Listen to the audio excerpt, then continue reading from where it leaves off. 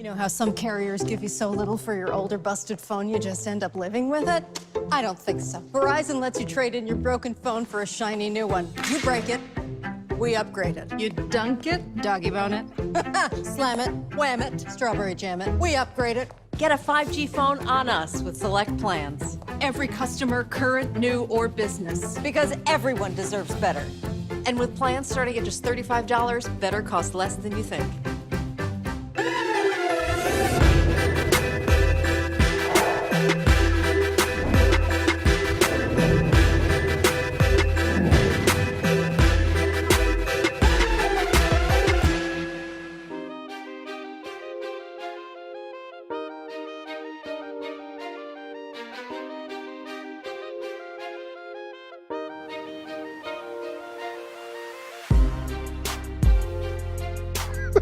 So before the interview started, we talking about I cannot stand ash. So Glynn goes, he said, I knew something told me.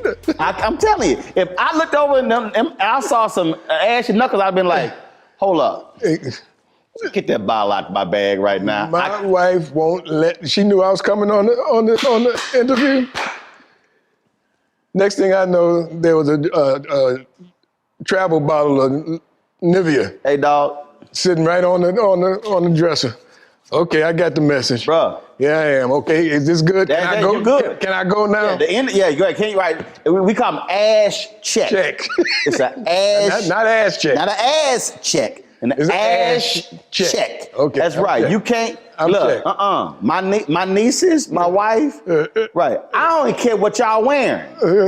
I'm gonna look at them elbows, ankles, and hands. That's it. That's right. That's it. Oh, Doc, how you doing? I'm good, baby. I'm good. It's good to see you. Yes, sir. Yes, sir. You're looking good as always. You know, I'm just, y'all don't understand. Now you looking clean. This is how he comes to the golf course. He's dressed like this on the golf course. You know what they say? Look, you can play well or look well. I prefer to play well and look well. See, I'm trying to hurt your feelings with the final score and the outfit. And the outfit. Right. In fact, I don't even like, it's so funny, y'all. So Glenn's sitting in one of these tennis shoes. I hate tennis shoe, golf shoes. Right. You want to look like tennis shoes? Look like tennis shoes. I prefer the old school classic. I mean, where they leather shoe. Where they look with a cleat. Look like dress. I do. It's just something, and it's hard to find them. I know. It's hard to find nowadays. Because there's something about. I'm telling you, I'm sitting there watching you, and you got the hat. You know, you got the suit. But I was like, Glynn, I can't wear tennis shoes with a suit. Well, this ain't just any tennis shoe. Tell you something, tennis shoes. See, y'all try to be out new school.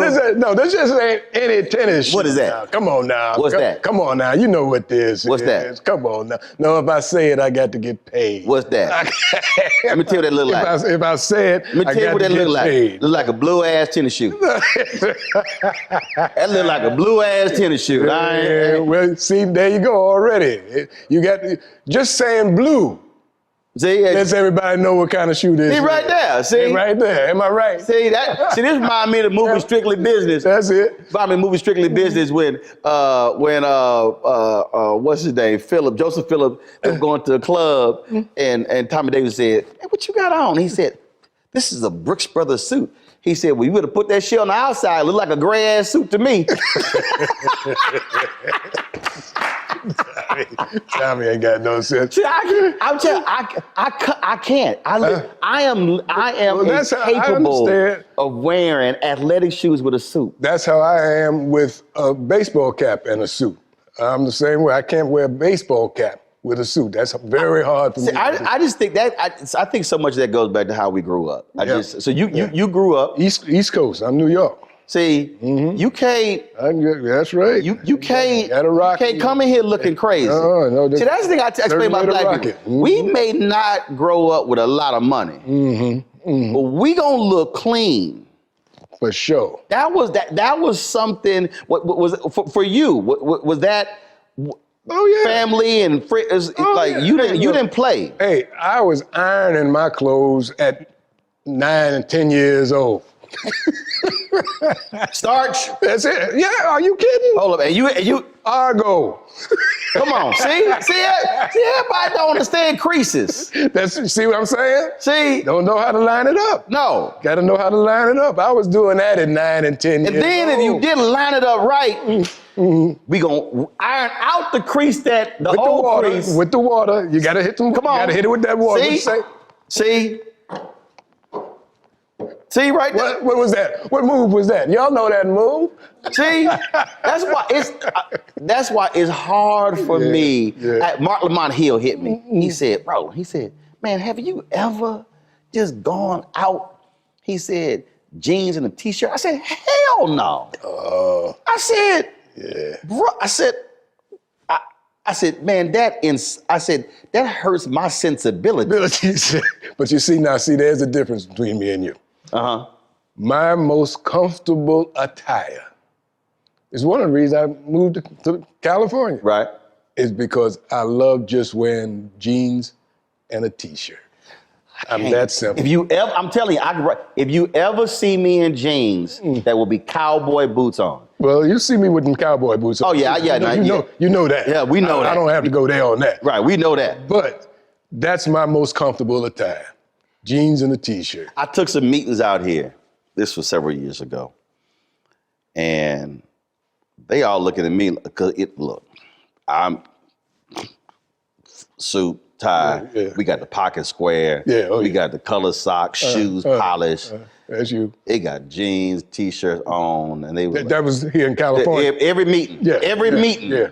And I'm sitting there going, and they looking at me like, y'all dressed up. I'm looking at them going, this ain't dressed up. Dressed up. I ain't got a hat. Right. This ain't dressed up. You didn't have a tie? Did you have a tie? No, I had a tie. You had a tie. But it wasn't like. You didn't have the bar. You didn't have a tie. Right. Bar. See, I didn't even put on I just had the iWatch. Yeah, see. I didn't even put on the dress watch. Right. I understand. I see. There's somebody watching right now ain't got no idea what the hell we talking about. They don't know nothing about no dress watch. That's right. They got no. That's right. What two things do really, Glenn, irk me, and being from New York, I wanted this irks you. When you see a dude with some unpolished shoes. Oh no.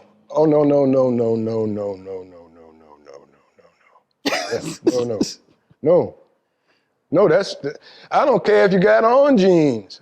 I don't care what you got. You can wear short pants. I don't care, but you got to have polished shoes. Your shoes have to be polished. I used to polish shoes for a living.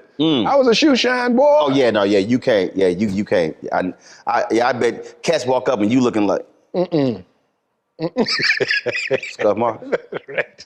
That's right. Like what? You didn't see them scuff marks when you put them shoes on? What? I'm telling you, the other one for me is What's that? I cannot handle unhemmed ass pants and sleeves. I was in Chicago. I was in New York. We were walking down the street, and these young brothers came my way. Let me holler at y'all. Because see, I will give you leeway if you under 18, because you're still growing. Okay, so we all know, mom and dad are gonna buy you that extra large ass suit so you can grow into that suit. Right. I said, I get it. I said, let me holler at y'all. I said, man, how old are you? But he was 20. I said, bro, that's too much cloth at the bottom of you. I said, I need you either have a cuff or I said, you got to get them things hemmed. And then the sleeve, if that sleeve hit the middle of your palm, wrong. You need to be slapped. I can't. Sorry. I would tell people. Yeah. Okay, now I'm gonna try this on it. Okay. Have you ever been shopping and you saw a brother about to buy an absolute whack outfit, and did you prevent him from? Did you say, brother, let me holler at you? You ever did that one, Glenn? No. Are you serious? No. Are you sick? No, I have not. No, I have not. But you've seen somebody about to buy something that I wouldn't buy, and you out of sense of brotherly love did not intervene. No, it's just that, to each his own. I wouldn't do that. I can't do that, Glenn. You got to intervene. Glenn, I can't do that. I can't do that, Glenn. I can't. It's to each his own. Glenn, I can't. Maybe he sees something I don't see. As a black public service, I cannot do. I'm telling you. I was in the store and the woman was a clerk and this brother, and I was sitting, I'm trying to shop, and I'm trying to avoid my peripheral, and I was kind of like, shit don't go together. And I was like, and I'm trying to buy this tie, and I'm like, say, bro, let me I can't let you walk out the store with that. No, you just can't. Get your eyes. I said, I can't. I said, I can't. I said, look, she don't know what she's doing. I said, she just trying to get this safe. I said, I can't do this. But your best, she ain't looking out for your best. I said, I can't. I said, I can't have a bunch of women out there laughing at you when they see you walk into the church. I said, I can't. Can't do it. I said, bro, that don't go together. Yeah. I completely, I said, I need you to get rid of that. I need you to get rid of that. Oh, no. I said, this shirt, this tie, this jacket, pocket square. Bro, did he do it? Oh, hell yeah, he did. He did? Right. He was a brother. Uh-huh. We had Nordstrom's. White guy. I got a problem when women shop for men, which means that man ain't been trained right. And so we're in Nordstrom, and this dude probably, he was in his 30s or something. His mama. I'm like, your mama shopping for you? I'm trying to mind my business. See. And I overhear the conversation. And so, this is what you hear. I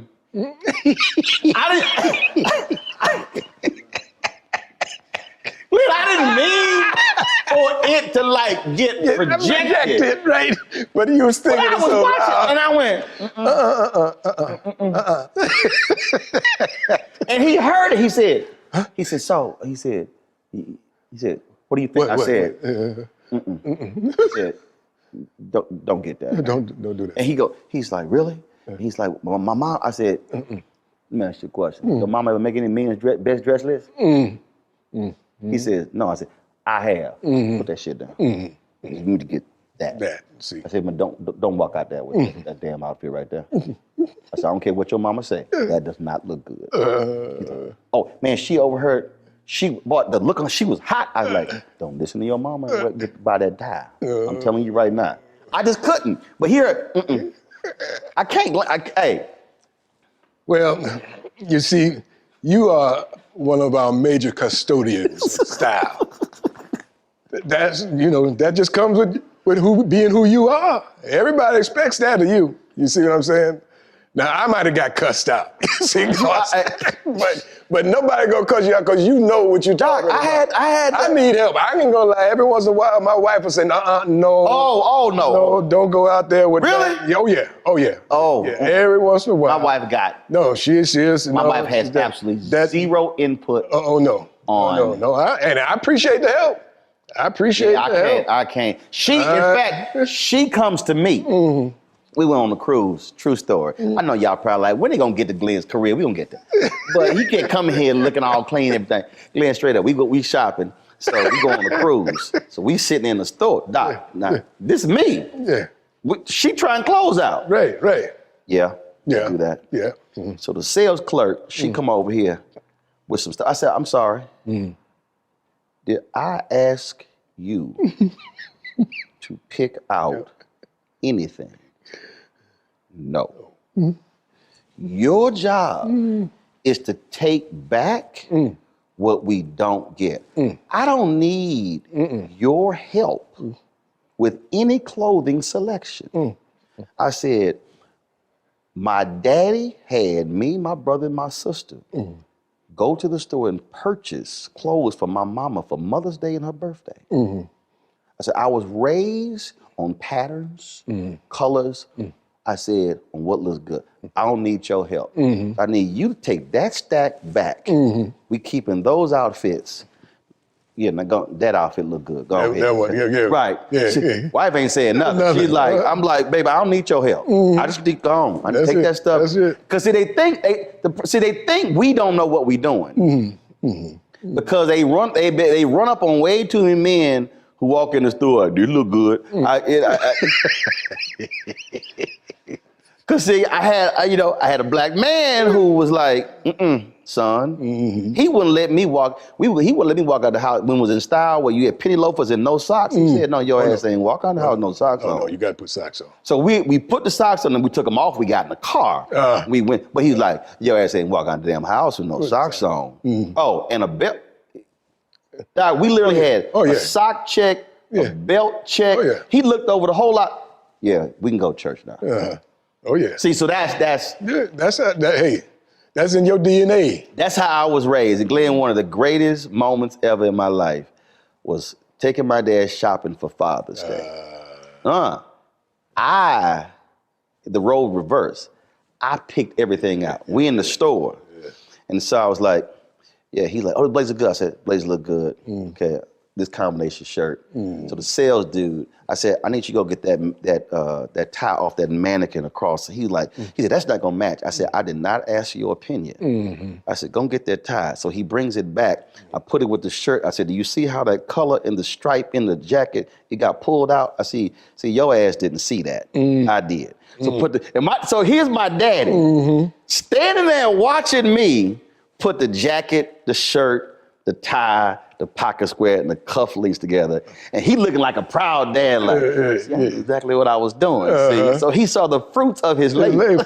That's beautiful, baby.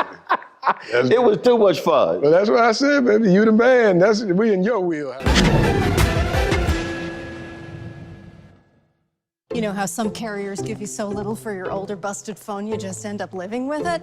I don't think so. Verizon lets you trade in your broken phone for a shiny new one. You break it, we upgrade it. You dunk it, doggy bone it. Slam it, wham it, strawberry jam it. We upgrade it. Get a 5G phone on us with select plans. Every customer, current, new, or business. Because everyone deserves better.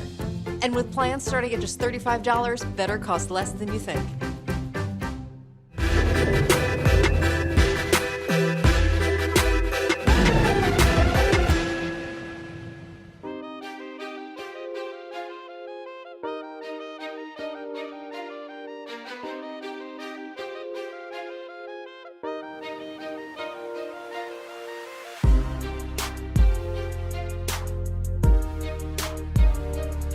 How in the world you go from New York to being the 21st century Bill Pickett? Really? You ain't like you grew up in Birmingham, somewhere in Georgia. No. I was talking to somebody, said, man, they said the cowboy. They said, all the Hollywood cowboys, Glenn. I said, Glenn has from New York City. Harlem, New York City. Harlem. Ain't no manure nowhere in Harlem. How that happen? Well, hey, baby, you know, the short answer is because I wanted to. You know, I wanted to be a cowboy, you know, ever since I was knee-high, you know. And I used to play hooky, go to the stables down there on 60-something Street in Central Park, right off of Central Park, and shovel manure. And the man would let me ride his horse. I clean up them stalls. And I just always wanted to know, hey, I'm gonna fast forward. You're a lucky man, you grew up with your father who instilled a lot of stuff in you. I didn't know my father coming up. Later, I got to know my father after I became a young man, 19, 20. And started learning about that side of the family, his side of the family. Come to find out, his father, my grandfather, who I never met, had horses and land, property. So that was in your DNA. It was in my DNA. He was a man from Georgia. The family, the land is still in the family. And it was in my DNA because, as you know, I've got the ranch and horses and all that, but I did all that before I knew that family tree line. So it all came kind of natural. What is it about, both of us love golf, we played together. Y'all gonna laugh, I had the music going. Glenn was like, we gotta turn that music down. Cause I can't have soft music. No. Yeah, well, no, well, yeah, see, but if there's a volume limit on the speaker. You got everybody out there like this, over the ball. Come on, but golf is rhythm. Come on now, Black. Come on, it's rhythm. But at some point, you got to focus on. You can't be listening to Luther. Oh, yes, you can. Because it's all about. First of all, it's also, you know. Part of the problem. See, this right here is part of the problem with the golfers. They sit there, you know. Yeah. They're like, you know, they're all rigid and everything, and they want to dress. See, we got to. You know, see, it's a whole different... The whole thing. It is the whole thing. You're right. It's a whole... So even if you don't make the shot, you look good. I mean, it makes sense. You know how we roll. This how we approach the ball. So, you know, you got to have a little... You got to have a little something with that. See, so, you know, if Frankie Beverly Mays playing or the OJs, right. I mean, it's a little hard to do all that without the music playing. Yeah. No, you're right. You're right about it. So what is it about the outdoors? So when you are, so what is it about it when you're riding, when you're out there? How does that make you feel? Oh man, that's the greatest feeling. I was just up in the hills and the mountains yesterday. I just came down because I had this interview with you. If it wasn't for this interview with you, I'd still be in the hills. My son and I took a ride yesterday. Dad, I found a new trail. I want to show it to you. I said, saddle them up. Let's go. And we hit the high country and just had a great time yesterday. See, I have not ridden in years. I met a sister, Glynn Turman's Golf Tournament. She owns a riding academy. Oh yeah. And she would be talking. I said, I have not ridden in years. Well, come on, man. But you just come in, do the thing, and then cut out. You know, I'm trying to get you to spend some time, man. Spend some time. Let me grab you and take you on up to the ranch, man. Put you on a horse. Okay, get you up into the mountains there where you can see. We'll do that. We'll absolutely do that next time because I'm back. No, we'll absolutely do that. See, I'll put on a day, I'll put on an extra day. Yeah, okay, but here's what you're gonna have to do though. You know you're gonna have to wear some jeans. But I told you that ain't a problem. Okay. Because I'm gonna have cowboy boots. All right, as long as you're up there, you ain't up there in that seersucker suit. Now, then again, I can wear some boots with a seersucker and still be clean riding that horse now. No. Can't take you nowhere. You don't know how to act. I mean, because that might have to be a picture on that horse now. So, it's gonna be the first time they say the first Negro in a seersucker pair of pants and some cowboy boots on top of a horse. I mean, if you want to rock it, it's you, baby. But I'll do it because I got about 15 pair of cowboy boots now. I'm native Texan now. All right, yeah, because you're from Houston, right? Born and raised. Yeah, all right. Born and raised. Yeah. Born and raised. All right. So how did you? So here you are. You're in Harlem, and then this love affair with horses. Where acting come from? Where did this? What happened? Acting came to me through a relationship my mother had with a wonderful, talented woman by the name of Lorraine Hansberry. Your mother knew her? Yes. Lorraine Hansberry wrote A Raisin in the Sun. Mm-hmm. And we had moved from Harlem to Greenwich Village in the 50s. And that's where she met Lorraine Hansberry and James Baldwin and Miles Davis and all. What'd your mother do? My mother, she was a postal worker.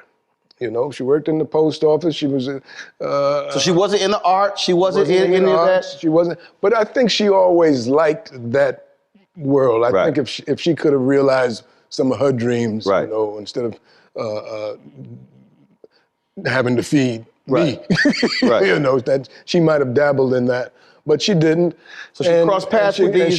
And she crossed paths with these people because the village at that time, Greenwich Village at that time, was a icon for very intellectual and very artistic people, and so her friends were of that ilk, and so that's where I got to know all of these people. I mean, these people were in our small apartment. The apartment wasn't any. Wow. Wasn't, there's nothing in here small enough to demonstrate how small my look around like, I can't even give y'all an example. No. Maybe that patio right there? No, that's too big. I'm trying to tell you, you think I'm kidding. But that small space, some of the most brilliant minds of our time crowded that small space. And was there in intellectual conversation that I was privy to as a kid, but, you know, of course, paid no attention to because all I wanted was for one of them, you know, Uncle James Baldwin, Uncle James, give me a quarter because the ice cream man is downstairs. I want to go get a quarter, you know. I want some ice cream. You know, here, Glenn, here, go get, you know, that kind of thing. So that's all I was interested in. I didn't know that these minds were that. Right, it was like, you like, damn, Uncle James Baldwin. Yeah. James Baldwin. Right, you see what I'm saying? Lorraine Hansberry, you know. And so when Miss Hansberry wrote this play, she told my mother that there was a role for a little boy in it, and would I be interested in auditioning? And my whole thing was, well, I don't know if I want to do it because is it Saturday? I got a baseball game Saturday. You know, if this gonna mess up my baseball. Hold on. Let me hold up. Let me.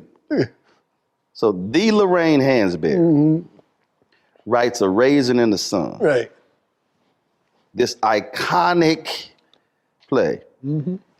She asked your mama, I got a role for a little boy. The little Glynn want to do it. And your ass talking about, this gonna get away at the baseball game? What your mama say? You out your mind. No, I know that's what she wanted to do. Right. But no, it wasn't like that. First of all, I had to audition. And I didn't know what an audition was. So she worked with me on the road. My mother and I, we rehearsed in that little square space and went up to audition. And when I got there, I saw all these other little colored boys sitting in the hallway, and I couldn't figure out what they was doing there. Because you know, audition. Yeah, because there's only one little boy in the play. I read it. That's me. So you like the job, man. What y'all here for? Yeah, what y'all here for? You know. And so I didn't know until afterwards that everybody was trying to get that part. Wow. You know, and got it. I got it. Because you got an inside track. Well, I had an inside track. Lorraine sitting at your little box. Absolutely, because it ain't who you know, it's who knows you. But the other thing was, I was never nervous because I wasn't You had no expectations. I had no. You just like, all right, you want me to read a sheet of paper? Yeah, okay. You know. So, and I didn't give it a second thought. I wasn't afraid of the competition because I didn't know I had competition. You know, I assumed the part was mine. And that I found out is one of the keys to auditioning, is assuming the part is yours. Wow. Claiming it. It's what we do in church. You claim it. You claim the miracle, you know? So that's what I did and got it and went on the road and worked with Sidney Poitier and Ruby Dee and Lou Gossett, Diana Sands, and some of the greatest people in the business. You know how some carriers give you so little for your older busted phone you just end up living with it? I don't think so. Verizon lets you trade in your broken phone for a shiny new one. You break it, we upgrade it. You dunk it, doggy bone it. Slam it, wham it, strawberry jam it, we upgrade it. Get a 5G phone on us with select plans. Every customer, current, new, or business. Because everyone deserves better. And with plans starting at just $35, better costs less than you think.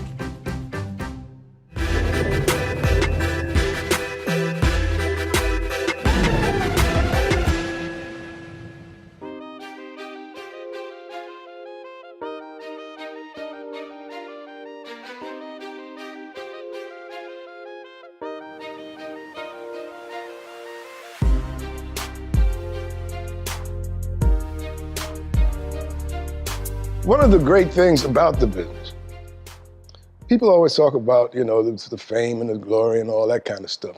But that's secondary to some of the other things of like who you get to meet. That's right. In this business. That's right. Where you get to go as a result of this business. You know, like meeting you and meeting, you know, Lorraine Hansberry or Diana Sands or Ruby Dee or Sidney Poitier. I met Dorothy Dandridge, you know, and Pearl Bailey, you know, and some of the greatest people that you ever met. Sammy Davis Jr., you know. Now, these are names that maybe some of your viewers don't even remember, you know. But we're talking about iconic people. But these are iconic people. And you're remembering just the conversations, just the fun, just not this the work, but just the stuff that's off screen. Yeah. Stuff. So my character's name in the play was Travis. And I hated that name in the play. If you all remember Raising the Sun, if any of your students, acting students have done, you know the character, the little boy's name is Travis. I thought that was the corniest name. I don't know why Miss Hansberry. You said I ain't never met no black Travis. I ain't never met no black Travis. That's exactly what I said. That's exactly. So I couldn't stand the name. So we doing the play, we rehearsing. And we all break for lunch. We go to lunch. And I'm hanging with the adults. And Sydney and Sidney Poitier, Ruby Dee, I think Ivan Dixon, and maybe it was Diana Sands, we all go up to a restaurant to have lunch. It's a loud restaurant, very loud. And all of a sudden, this restaurant gets deathly quiet. Just a hush comes over the room. And we stop and we look around and wonder why it's gone so quiet. And then all of a sudden, Sidney looks over and he stands up. And he holds his arms out and this gorgeous woman walks across the room, right into Sidney's arms. Darling, darling, oh, how are you? Oh, it's great. And the whole place is just like mesmerized. And it's Dorothy Dandridge. And I'm only 12, but I'm like, she's gorgeous. Yes. And so Ruby Dee starts introducing Ivan Dixon, Dorothy Dandridge, and it goes around. And this is our Travis. This is Glynn Turman, he's our Travis. And she embraces me and gives me a kiss on the forehead and says, hello, Travis. All of a sudden, that came the most beautiful name in the world. That was the greatest name, man. I think to this day, Travis is probably the greatest. You ain't name your son Travis? I'm gonna start to name my kids Travis.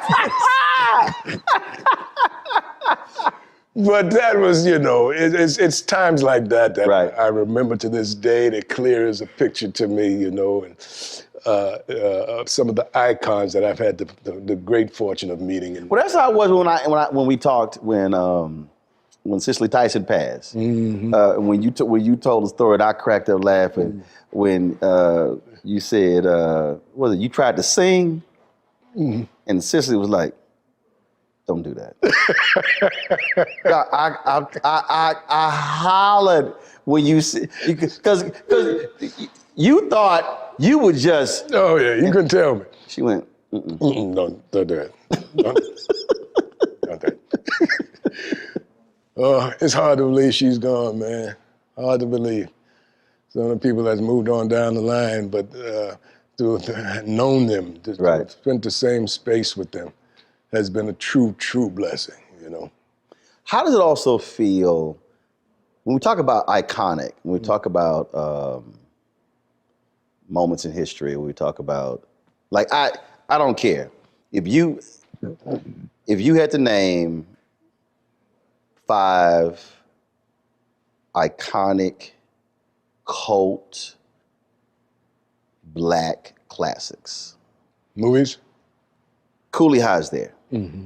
But then you also are connected to, in another generation, a historic cult classic, A Different World. Different World, yeah. So talk about that Cooley High being young Glynn Turman. Mm-hmm. And then a whole different generation with A Different World.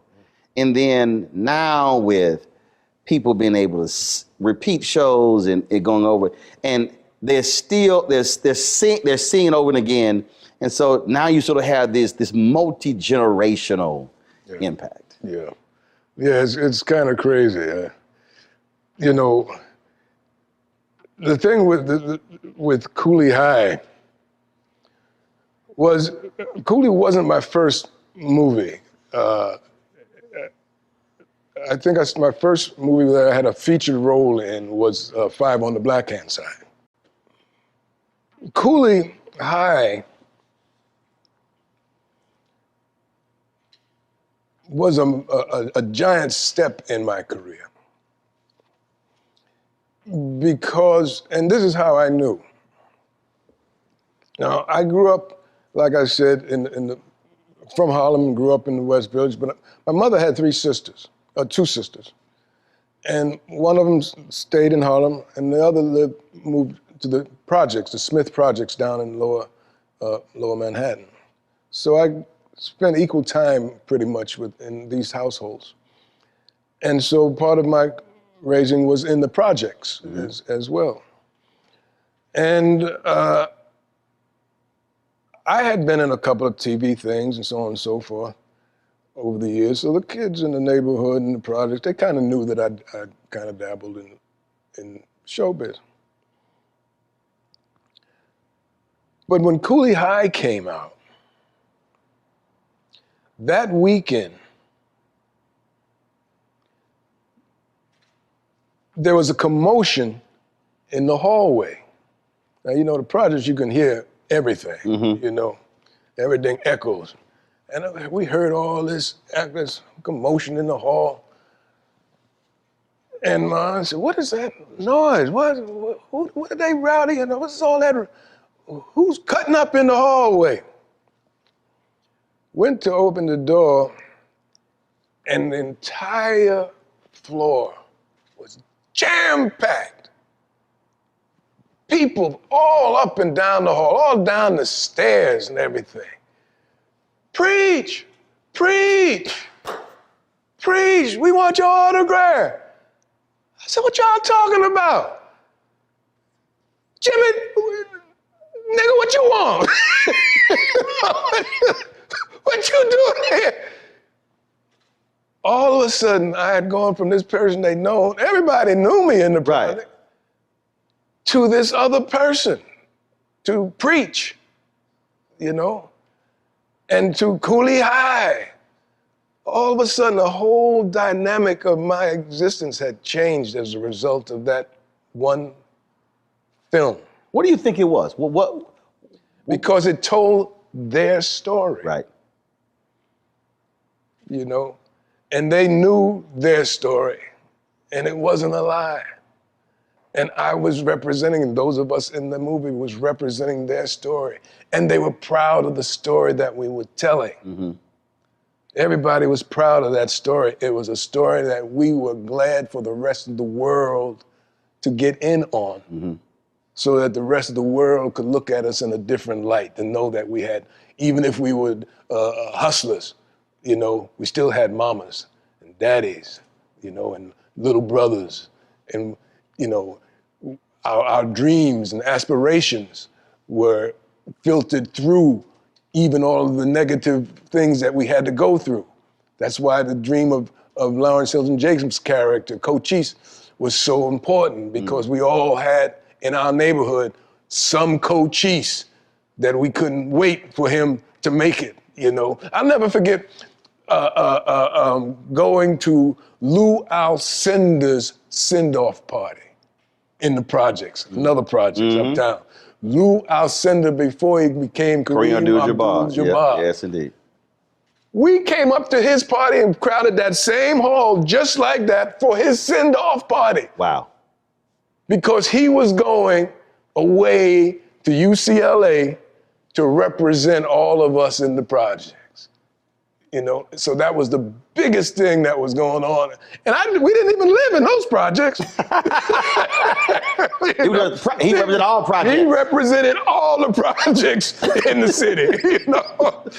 It was the same kind of thing, you know. Go for us, do, we're behind you, you know, represent, you know. And I think that that's what Cooley did, you know, what Cooley High did. And I think that that's why it was so iconic.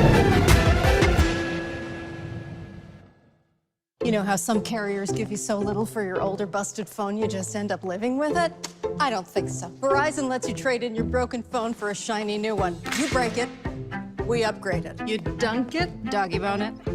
Slam it, wham it, strawberry jam it. We upgrade it. Get a 5G phone on us with select plans. Every customer, current, new, or business. Because everyone deserves better.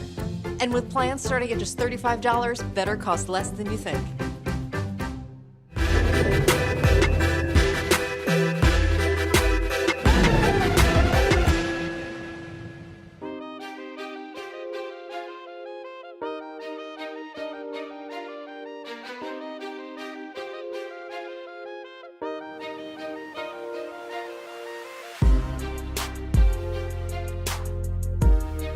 So I have again, people who come on my show, that there are 5 movies that if they have not seen, they can't come back to do my, straight up. Really? I've had people come, if you ain't seen Coolie High or Car Wash, you cannot come back and do my show. Yeah. Unless, I pull black cards. I do. I'll bust you on the show. I say, you can't come, I would tell them, you cannot come back on this show unless you have seen these 5 movies. Yeah. That's it. And so Coolie High and Car Wash are 2 of those movies. I tell them, I said, no, I don't care. They like, Coolie High, man, that's so long ago. I was like, y'all still see Casablanca? Yeah, you see?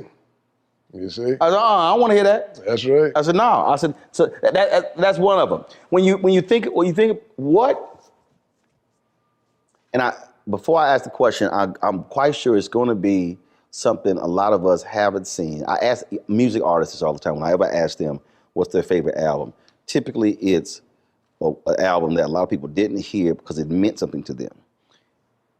For you, what would you say, all the things have you done? Movies, television, stage, all of these things. What was the most satisfying and fulfilling role for you?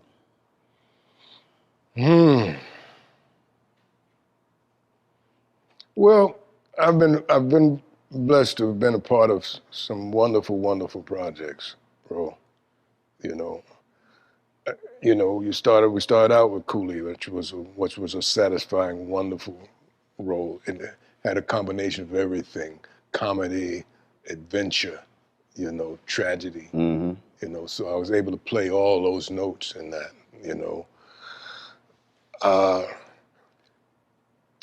and of course, Ma Rainey's Black Bottom is a wonderful piece to be a part of for various reasons, A Different World, the character Colonel Taylor put me in a special place because I can't tell you how many people have come to me and said, if it wasn't for you and A Different World, I wouldn't have gone to college. So to be a part of that legacy is heartwarming, But I'll tell you, Roland, I don't know how it's going to come out, and I don't know yet what impact it will have, but I know the impact that it's had on me.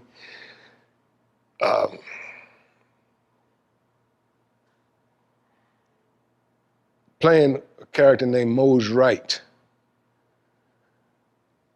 in a project that I just finished not too long ago. In a series called Women of the Movement. And the first series is about the Emmett Till story. And it's told from his mother's, Mamie Till Mobley, point of view. And I get to play Mose Wright, his uncle, who was responsible for him going down to Mississippi from where, and whose home he stayed in until he was dragged out of his home and defiled the way he was. I tell you, I don't remember of late or in some time a role that has impacted me the way playing and getting the opportunity and the honor to represent this man's story in telling this iconic story of our Black experience. We had 4 women directors that were just amazing, you know, and a script that is amazing, and I can't wait for your public to see this story. Please do not miss Women of the Movement. What would you say was the absolute most fun, just outlandishly fun? I think I know what it is. Wait. I'm gonna let you. I tell you what, I had a hell of a lot of fun doing. I mean, Cooley was, of course, fun. It always makes its way to the list of most things. But I did a movie with a dear friend of mine named Max Julian. Mm-hmm. And we did a movie called Thomasine and Bushrod. And I got to play a Jamaican or West Indian cowboy named Jomo. And Jomo was bad. You know, Jomo was a bad dude. And we had so much fun with Vanetta McGee, Max Julian, Jason Bernard. I just had a great time doing that film. I would say, again, outside looking in, your character on House of Lies is Don Cheadle's daddy. Oh. You acted a fool on that show. They did not let you play the old black man. You like, now look, you were a little frisky. I got a little frisky. got a little frisky on that. House of Lies with Don, you know, Don was just great, and we had so much fun together, you know, and I was honored when he asked that, you know, they asked who he wanted to be his father, and he chose me to play the role, you know. And we just had a great time, you know. Kristen Bell, she's a sweetheart, you know, and a wonderful, wonderful cast, you know. And I got to direct all of their webisodes. They did several webisodes for that show, for Showtime. And I got to direct those, so that's always, you know, a nice bonus thrown into the cake, because that's what I do as well, you know. What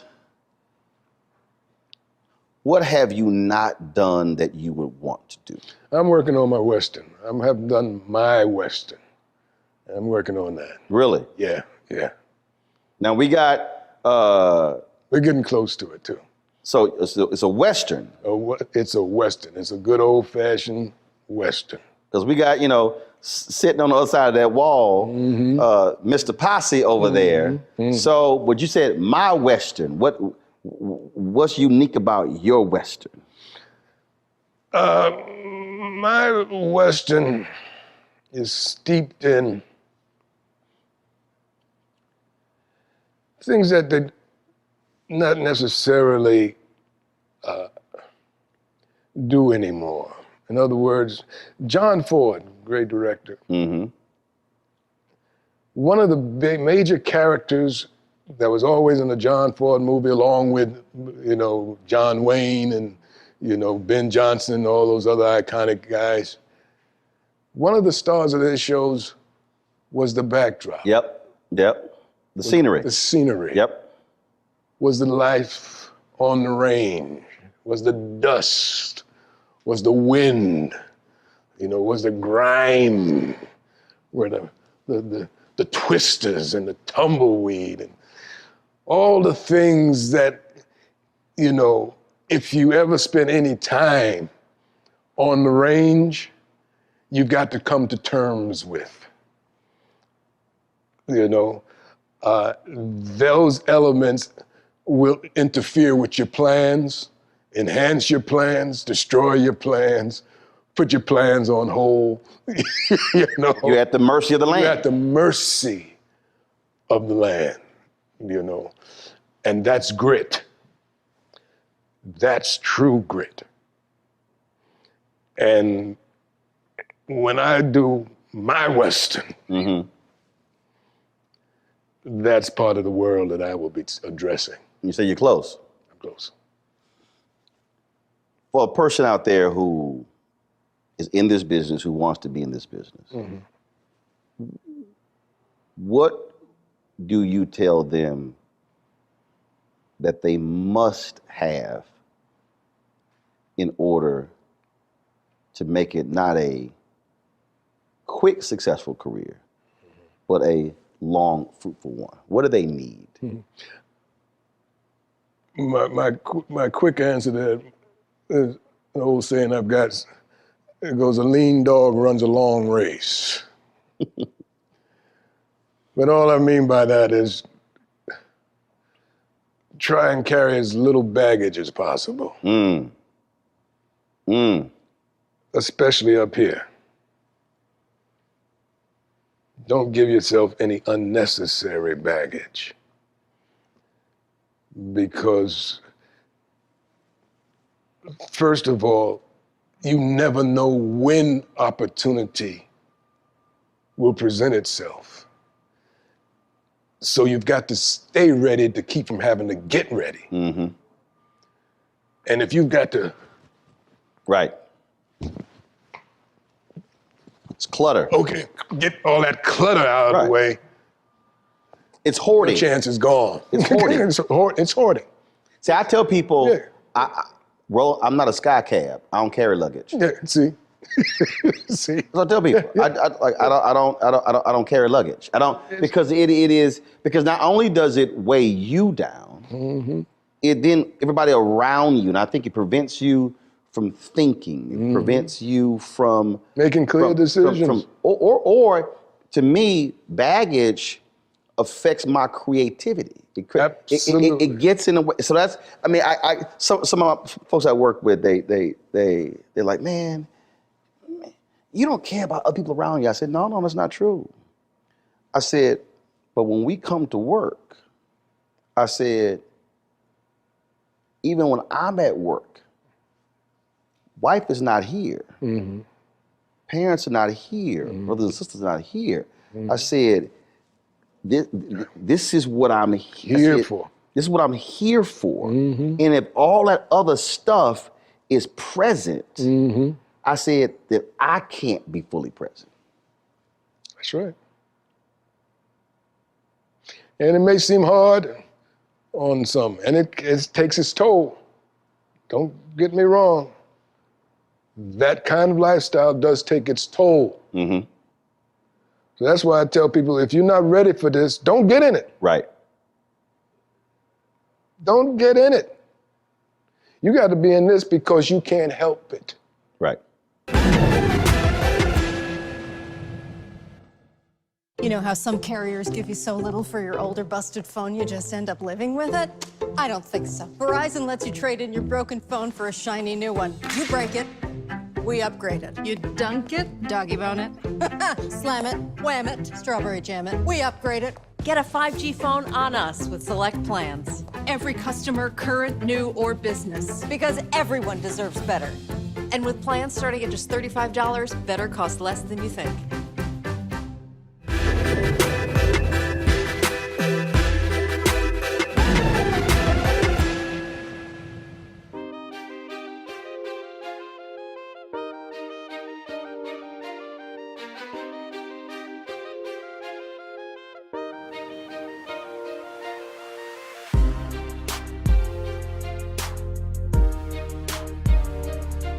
Tashina Arnold said after Martin ended, she said it was another decade before she got another sitcom. She said, oh, I thought when Martin ended, I was going to go to the next one. She said it was a decade. Yeah.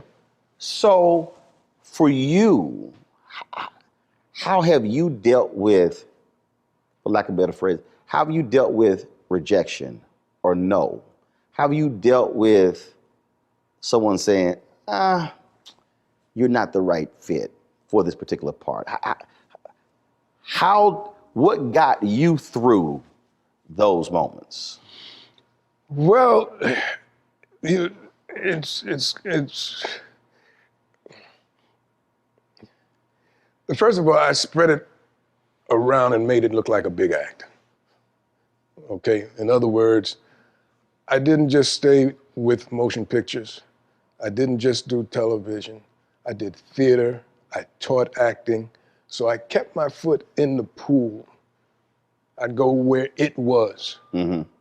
I'm a stage actor. I come from the stage. So I don't care if it's 99-seat house, 99 seats to 2,000 seats. I've played, So I was always where the acting was so that I could keep my instrument strong. Mm-hmm. But at the same time, I let the industry know that she wasn't my only passion. Mm. We talked about what's it like up in those mountains. That's my other passion. What's it like training a horse? What's it like raising my kids to appreciate the outdoors? What's it like doing rodeos? And what's it like doing a summer camp and bringing kids in from the inner city who've never been outdoors and had that opportunity? What's it like presenting that? So I spread it around and make it look like a big act, in that my passion is not tied up in, I'm not defined by this one thing. I have the talent, thank God, that's been given to me,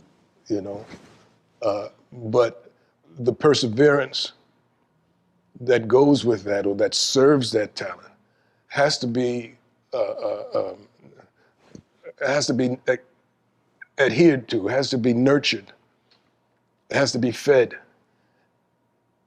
And it's fed by my other experiences. You see, if I'm just in the world where I'm surrounded by just people in the business, say, well, where do I draw my next character from? But if I'm at a rodeo and I see a cat over there, and he's got on worn down boots and he's got on, saggy jeans, and there's a character. There's a character I can study.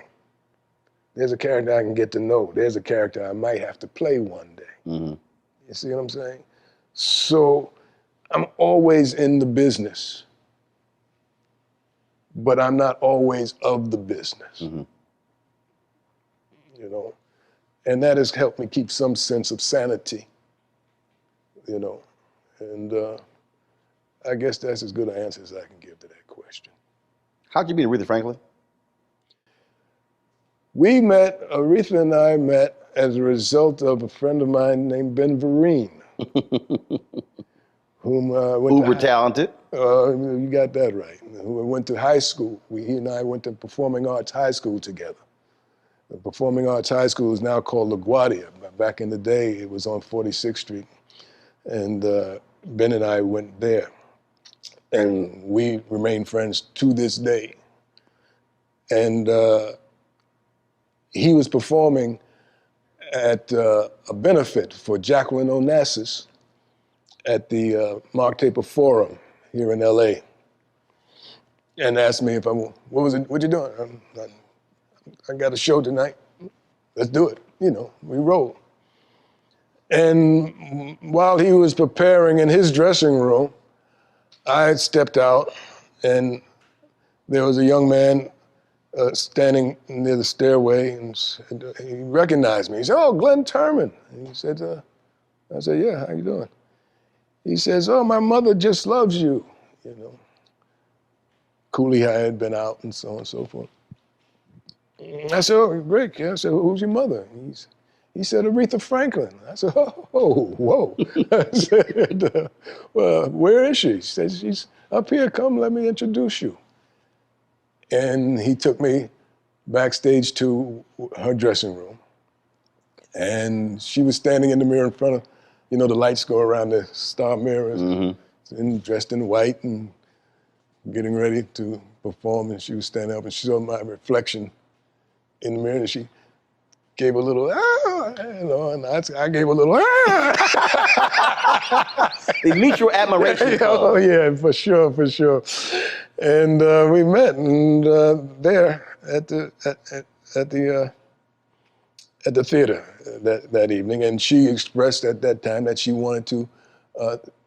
She had moved to California and she wanted to take lessons in acting. She wanted to do some acting. And I was, like I said, I teach. Right. I'd been teaching for 12 years, And so I said, well, I teach acting. And if you want, come down to my classes. I didn't think she was going to come to the class. And one evening, the class was very disruptive. They were all at the window. Hey, get back here. Come on, we got a class. What are you doing? A limousine just pulled up. A lady got out in a fur coat. I said, could this be? And sure enough, she walked into the class. And my first reaction was, you're late. And you told the queen she was late. She was. You wouldn't let her know I'm the teacher. I'm serious. And I think that's what she came to find out. Was I serious? And I was. And so we became serious. Serious enough when you got married. That's as serious as it gets. The queen was special. We had a relationship. She was a news junkie. Mm-hmm. Mm-hmm. And man, she would text me. Mm-hmm. First of all, and she also was a night owl. My God. Mm-hmm. I'm in the bed, and mind you, I'm on live at 7 a.m. Mm-hmm. My phone rings, it's 12:45. I'm like, me and my wife in the bed, I'm like, now mind you, I had to get up at 3. Mm-hmm. I'm like, when the hell is calling me from a 248 phone number? Mm-hmm. I was like, answer the phone. Roland, Aretha. Mm-hmm. Oh, that segment you on tonight, she just started talking. I'm trying, now do I need to tell the queen my ass is asleep? Then I go, well, it is the queen. Mm-hmm. So I guess I better get the hell up and talk. Man, that's how it was. But people don't realize how great she really was, how diverse she was, and how smart she was. Yes. Very smart, very astute, and hilarious, really had a funny bone that was really. But also loyal in the sense that, she came to Constitution Hall in D.C. Mm-hmm. and my nieces wanted to meet her at a speech. Mm-hmm. And so she said, Roland, you coming to the show? I said, Queen, I said, I got a speech. I don't pass up checks. Mm-hmm. And I said, but my nieces would love to meet you. Mm-hmm. So she said, it's not a problem. So she said, I will leave, because my wife is also a Delta. She said, I'll leave 3 tickets, no problem. So I get a speech. And so later that night, I hit my wife. I said, hey, how'd it go? She said, well, they never got a chance to meet them. Mm-hmm. Like, what happened? She says, well, Michelle Obama, First Lady, came to the show. Mm-hmm. Attorney General Eric Holder came to the show. Mm-hmm. And then Secret Service cleared everybody out backstage. Mm-hmm. Mm-hmm. And I said, well, did you call a grandson? Like, yeah, but we couldn't get him on the phone. I was like, oh, and they were disappointed. Saturday, phone rings. Mm-hmm. Roland, Aretha, Queen, how you doing? What happened to your nieces? Well, my wife told me, Secret Service, she says, what'd you say? I said, well, Secret Service cleared everybody out. Why should they try to reach the grandson? Couldn't reach him. She says, let me call you right back. Somebody in trouble. 10 minutes later, she come back. I was finished cussing out my grandson. Mm-hmm. And she said, I want to apologize to him what he did. And I made clear to him that I don't care if the First Lady or the Attorney General or the President of the United States comes to my show. If I tell you to take care of guests and I want to see them, you are to take care of them. And she said he should have answered his phone, and he should have brought them back regardless of what the Secret Service had to say, because it's my show. And that's that. That was the queen. That's that. I was like, Ro, wow. We're in London. And she's going to sing for the Queen Mother of London. And Lady Di, Princess Charles, and a jam-packed house. Sammy Davis is hosting the show. Queen Mother is in the booth up there. Place is jam-packed. And Sammy comes on and he says, ladies and gentlemen, you know, you have your royalty here. Queen Mother, Prince Charles. But we have royalty in America as well. We have the Duke of Ellington. We have the Count of Basie. And ladies and gentlemen, we have the Queen of Soul. So Aretha brought the house down. Wow. That's how he introduced her. Wow. Brought the house down. The Queen Mother and everybody had to stand up. The Queen Mother had to stand. See,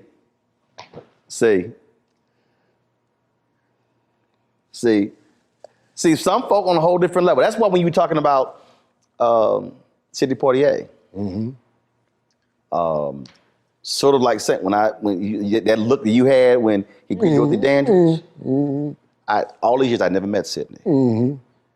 And then when they announced that he and Harry Belafonte were going to present at the Image Awards, I called Harry and I said, I got to meet. I've never met Sidney Poitier. And it bugged me that I never met Ossie Davis. I met Ruby Dee. Yeah. Got a chance to talk to her many times. Yeah. But not Ossie. Ossie was cool, good. So they come out stage to present. Everybody, the show's going live. I get up. I said, I'm going back. I'm not going to miss him. So I didn't care about presenting. I get up. I go backstage. So I'm waiting for them to come off. And he comes off. I walk up. Mr. B sees me. Roland. He introduced me to Sidney. And I said, Mr. Poitier, finally glad to meet you. No, we've met before. I'm like, no. I would remember meeting you. He said, no. You and I have met before. And I go, how? I know you through television. And I just crack up laughing. And they walking him out, and he stumbles. And I catch him. And so I put my hand, and so I walk him out to his car. So about a month later, my phone's blowing up. TV One is emailing me, calling me, Roland, Sidney Poitier's trying to reach you. And I was like, well, give him my number. Why the hell y'all calling me? Right. This Sidney Poitier. Right. This ain't like this Sidney Jones. What part of Poitier I was like, don't you understand? Give him my number. Right. So they give me the number. So I call, and it was his office. And he comes on, and he said, I want to thank you. He said, I just had surgery. I was still unstable. And so I want to thank you for holding me up and walking me to the car. And he then begins to say, I want you to know, he says, wow, I enjoy watching you. I'm sitting, and he says, there's no backup in you. Glynn, I'm talking about this same thing. When you talk about royalty, this is Sidney Poitier telling me what he appreciates about me. Doc, I'm about to start welling up. So I have to go like into my reporter mode. So when you in your reporter mode, you have no emotion. You don't feel. You see, you report. So I immediately just open my laptop up and I just start transcribing what he's saying. Otherwise, I'm about to just give it up. This is Sidney Poitier. Right. You know how some carriers give you so little for your older busted phone you just end up living with it? I don't think so. Verizon lets you trade in your broken phone for a shiny new one. You break it, we upgrade it. You dunk it, doggy bone it. Slam it, wham it, strawberry jam it. We upgrade it. Get a 5G phone on us with select plans. Every customer, current, new, or business. Because everyone deserves better. And with plans starting at just $35, better costs less than you think.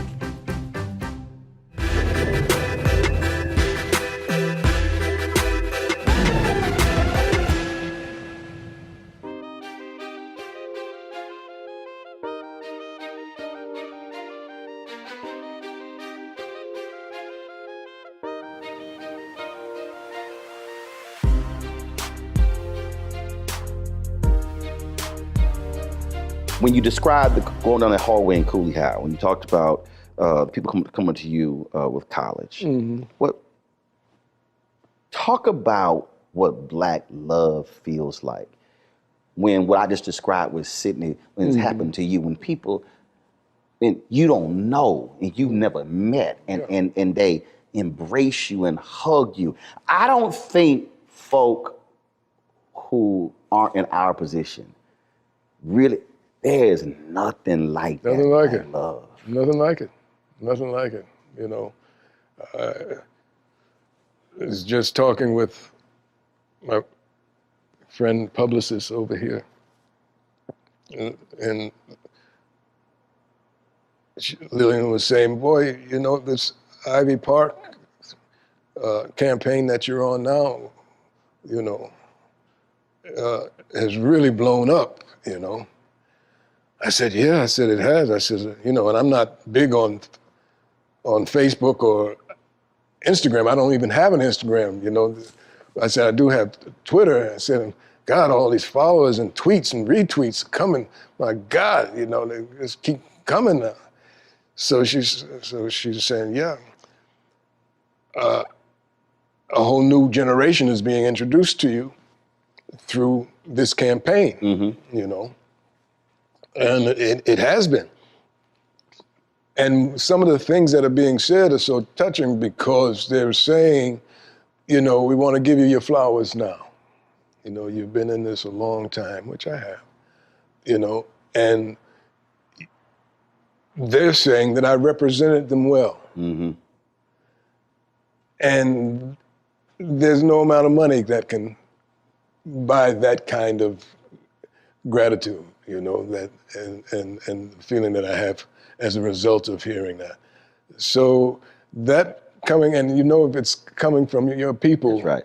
That's like, or I feel like saying, look, Mom, on top of the world, you know. You know, it's special. For me, I've had the joy of having both of my parents here. And them getting to actually experience it. Yeah, you're a lucky man. And that's the thing, that is probably what I really appreciate. So look, I had parents who never went to college. 5 kids, never made collectively more than $50,000 in a year. And to be able to see it, experience it. See your son people do come his up thing. to them and say stuff. Right. That for me a lot of times is even more important than when.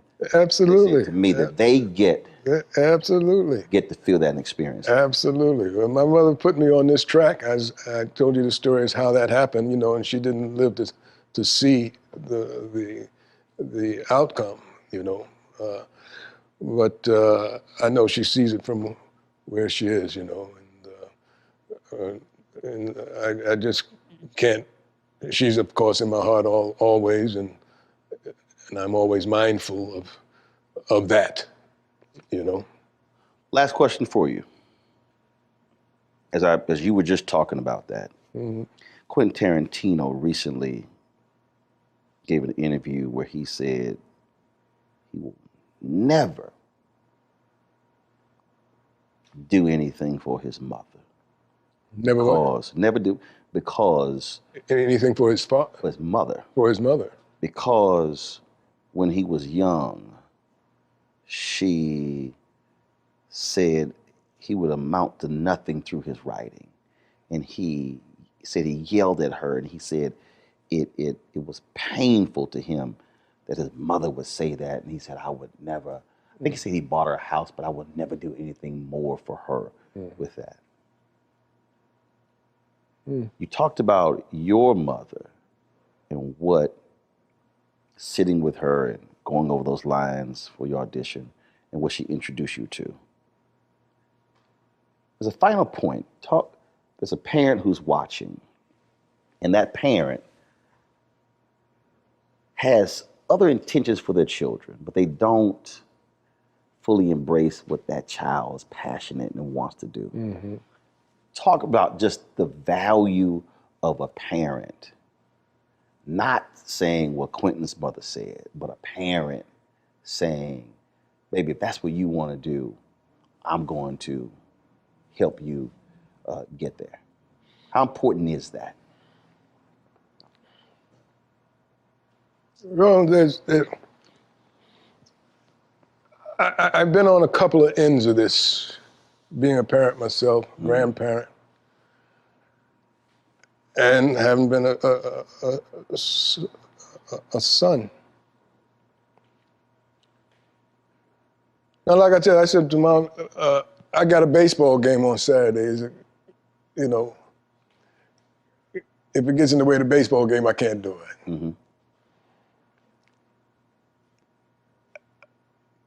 She explained that it could interfere with the baseball game. And you loved baseball. And I loved baseball. Jackie Robinson, don't forget, I'm from the Jackie Robinson generation. Everybody wanted to be Jackie Robinson. She said, you know, there's that actor that you like too, there's Sidney Poitier fellow that you like in the movies. You know, he's going to be in it. You know, I said, well, you know, I don't know, Mom. I said, we got, you know, with the PAL. You remember the PAL? I don't know if you remember PAL. I'm familiar with it. Police Athletic League. And so that was important to me.